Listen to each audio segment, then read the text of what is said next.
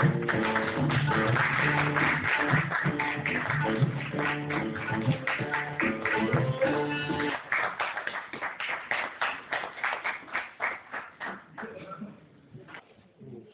होते हैं इंसान, ठोकरें खाने के बाद रंग लाती है बिना पत्थर पे गिर जाने के बाद।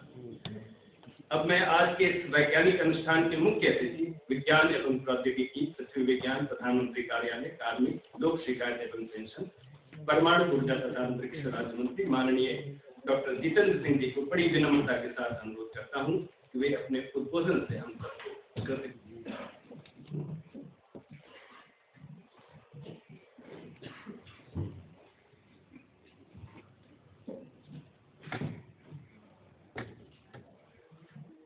Seated on the dais this morning, Secretary, Science and Technology, Dr. Chandrasekhar, Director General CSIR, Dr. Mande, Vice Chancellor, University of Kashmir, Dr. Farooq, Mr. Parashar. I can see some of the very eminent seniors seated over here. We have the Vice Chancellor from Jammu Central University, University Kashmir, and I was seeing Professor Sopri also somewhere. Yeah, because the faces are very smartly camouflaged, so it's difficult sometimes to make out. I hope we don't come across a day when we like to actually mark ourselves to be identified. Nevertheless, I'm glad that we are together over here this forenoon to perform this pleasant task of releasing the Science Monthly in Hindi and Urdu, besides of course English.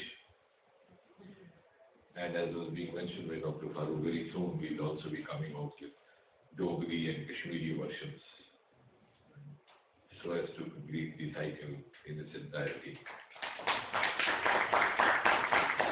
We have already, I was told, come out with the vernacular versions in Telugu, Tamil, Malayalam, Maithili, etc.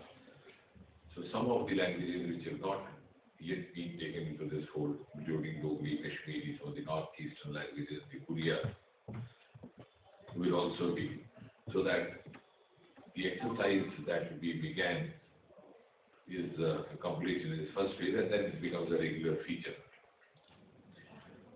Now, why this monthly magazine in the regional languages, the vernacular languages, or the Indian languages?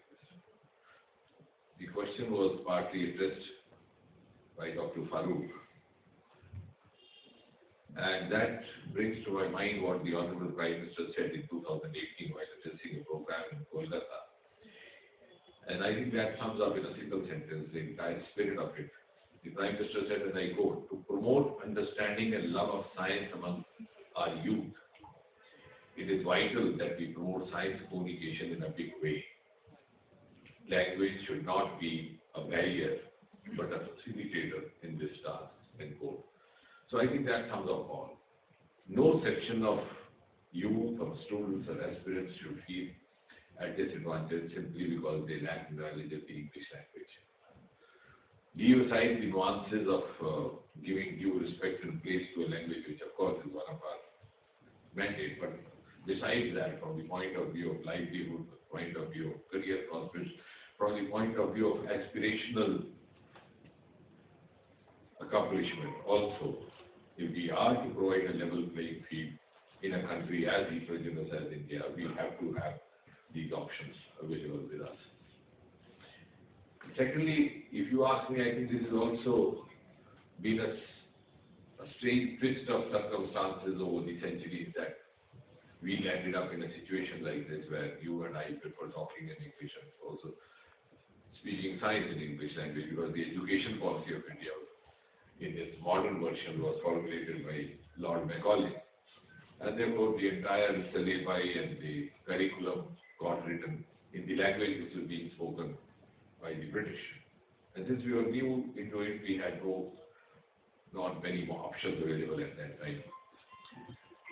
That doesn't mean that if we were invaded by some other country, or we would have started speaking that language, but nevertheless, this was an incidental happening.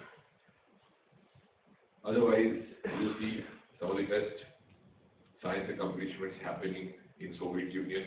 They were the first to send a human being into space, and the entire exercise is done by their local language without him bothering or without having feeling the necessity of having the knowledge of English language. So they were the first actually in space technology, even ahead of America, even though America landed a human being first, but the first human being sent up was through Soviet Union. So also the case of Japan, even today you hardly, and the best of the science projects happening over there, even China. So what I'm trying to say is that because incidentally it's a outcome of a strange sequence of events in the recent history of India. So now it is, I think, under Prime Minister Modi, time to actually redeem this anomaly which has happened, or this contradiction which has happened. More so also because most of the universities and most of the schools and colleges in most of the states in India today are imparting vernacular medium up to the highest levels of higher education, which was not happening earlier. Now you can do your post-graduation in Telugu, you can do it in Urdu. I come across youngsters who have never read a word of English language. Even in civil services, I think 4 or 5 years back, we had one of the toppers, I think it was 4th or 5th topper in civil services all India, who had done his entire graduation in Telugu, because he came from a village in the nearby. The only college available was one which provided Telugu medium. But then this boy had the urge to appear for civil service, and graduation was the minimum eligibility qualifications, and he did that. So what I'm trying to say, the aspiration level of the youth of India 2021 has gone tremendously high, and it is now ready to break the barriers of language. You could imagine the aspiration level of this young boy that I'm referring to. His mother was a housemaid. He came from a lower socio-economic setup. The aspiration was so overpowering and irresistible for him that he had to acquire. So when we come across such potential bright brains in this country spread across north, south, east, west, north, east, then one feels guilty of somewhere, not doing enough to give them a level playing field.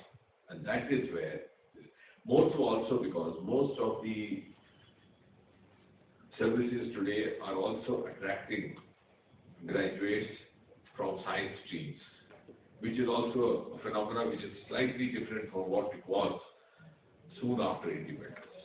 There's a huge emphasis on humanities. Those coming into civil services often came from humanities. Now it's the other way around. Even in the last batch of IAS, about 180 or 90, we have as many as 140. Among them, some of them toppers from IITs and NIT. And in any batch, we have at least 2 to 3 dozen medicals. So, in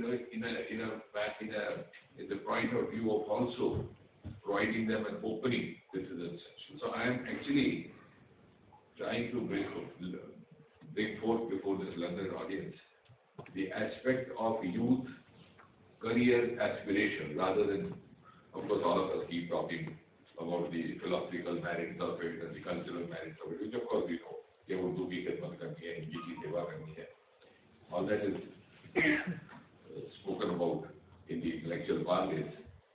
But in a country where we have 70% population below the age of 40 and rising levels of aspiration with each passing day, I think that is the relevance. Now the only challenge is that of translation. Prime Minister also has been repeatedly referring to giving the option of Hindi medium in engineering schools, in medical schools. But unless we are able to have the literature available of the equal standard, then again we will be doing injustice. And many of these students do not take up the other language because they find the literature not of the equal level.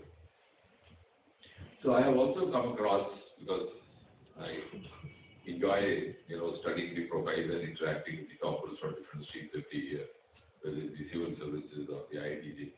I've also come across youngsters who might have done their matriculation or even their class 12 in Hindi medium or sometimes even in Urdu medium, and then switching over to English because they may not find, or even after class 10 switching over to from Hindi and Urdu to English because they don't find the textbooks of the, so they sometimes are skeptics that they may be at a disadvantage during the competition or when they have to compete with their peers.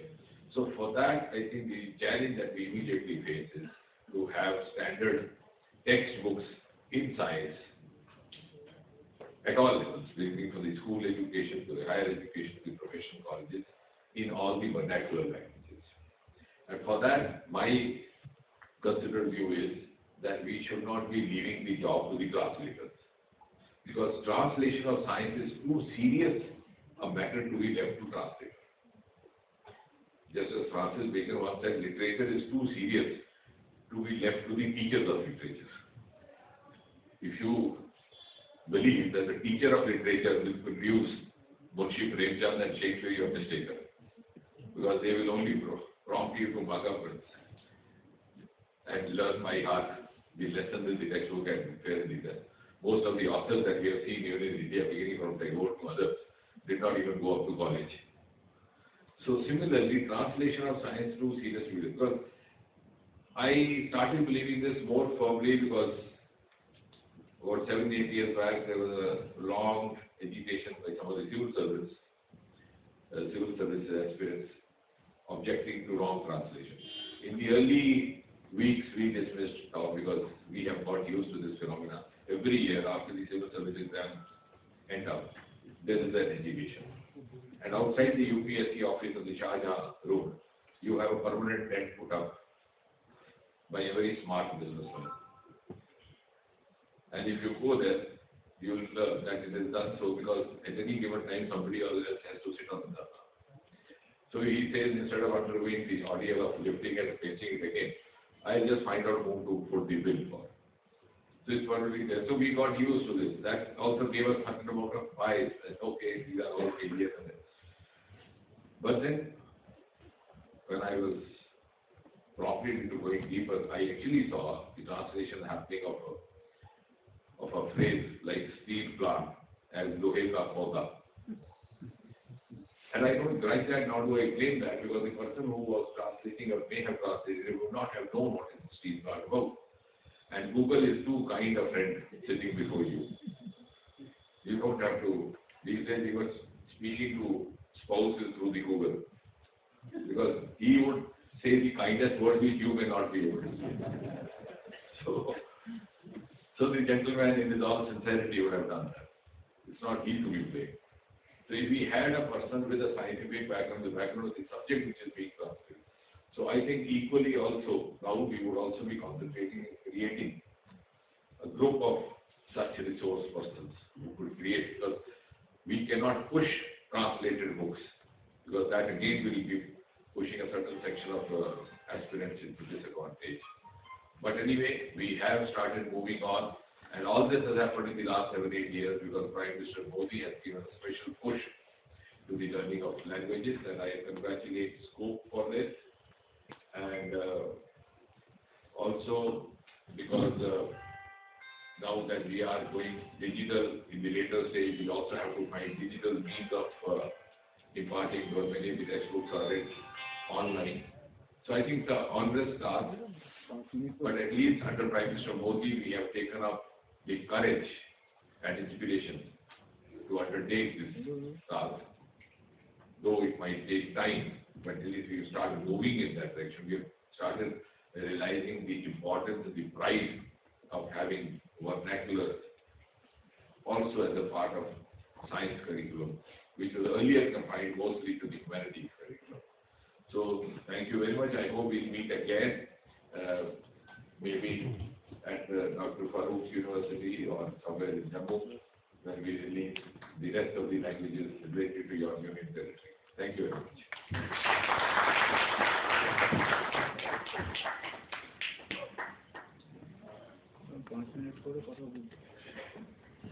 Thank you for your very inspiring words, Honorable Minister Sir. You have always been a stellar figure, and we are indeed indebted to you for your time and for your encouragement. Once again, you inspire, sir. I now request Director Vidya Prasad, Dr. Nakul Parashar, to present his words of thanks. Sir.